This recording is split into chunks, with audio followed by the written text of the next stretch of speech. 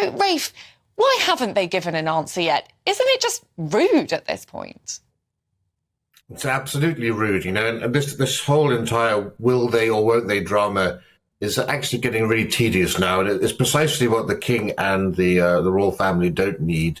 I think, you know, Harry and Meghan seem to be confusing the coronation with Coronation Street, but this isn't a soap opera. This is a hugely important constitutional and ceremonial event, not just for Britain and the British people, but for all of the Commonwealth realms, including Australia, as you've just been discussing. And yet Harry and Meghan, through all of this, I think, are just showing the world how childish, self-centered, and, you know, self-obsessed they are. It's actually, I think, a shameful publicity ploy by the Sussexes, and they're milking this for all that it's worth. They know that, essentially, with their distance from the royal family, they're becoming increasingly uninteresting to the public at large, increasingly irrelevant. This is a way to keep them onto the headlines, onto the front pages, and actually it makes them seem to be powerful with the royal family, seemingly trying to entice them over the pond. But as you say, this is really quite narcissistic, because at the end of the day, this is about celebrating the king. All attention must be on the monarchy and on the king, creating a good vibe in these last few weeks before the coronation. We must create the most positive atmosphere.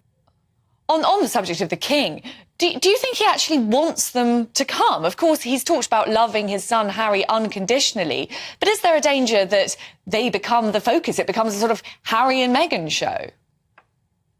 Well, the view from the palace seems to be that having them not attend is worse than actually having them attend. Now, opinions may differ on that and whether it's right or not, but certainly there's no precedent for the son of a king not attending his father's coronation. We've had King Edward VII didn't attend, King Edward VIII rather didn't attend his brother's coronation, but that was a different matter entirely. And I think the king wants to basically be seen to be always open, you know, waiting for his prodigal son. You know, he is the head of the Church of England, and what could be more Christian than to always have a door open to welcome home your prodigal son?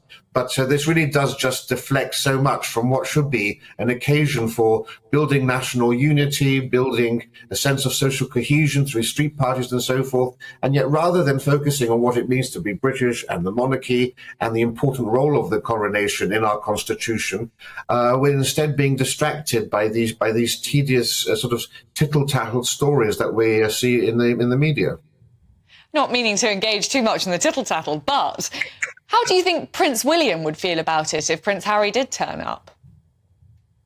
Well, of course, we know that any hope of a reconciliation between the Prince of Wales and the Duke of Sussex is so far beyond the horizon. We couldn't even imagine a scenario right now where that could possibly happen. He's very worried, of course, that any private engagements that Prince Harry would attend would end up being discussed on a future American talk show or in a sequel to Spare. We have to remember that, as we saw with the interviews, has threatened to have another one. We know that Meghan is also keeping a diary, and so there's a great deal of concern that Harry and Meghan, or Harry if he attends alone, will just try to spin this in some way to advance their own agenda.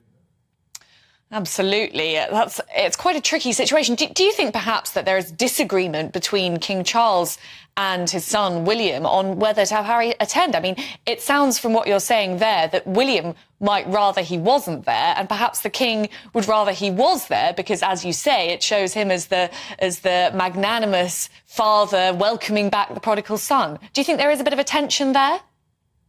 Well, there absolutely was, certainly over the past few months, if not the past couple of years, between the two. I think the fact that, you know, Prince Harry publicly attacked Queen Camilla in Spare perhaps brought William and the King closer together in terms of their view of the likelihood of ever reconciling with the Sussexes. But I wouldn't say that you're wrong there. That Prince William is far more averse to that idea than the king is.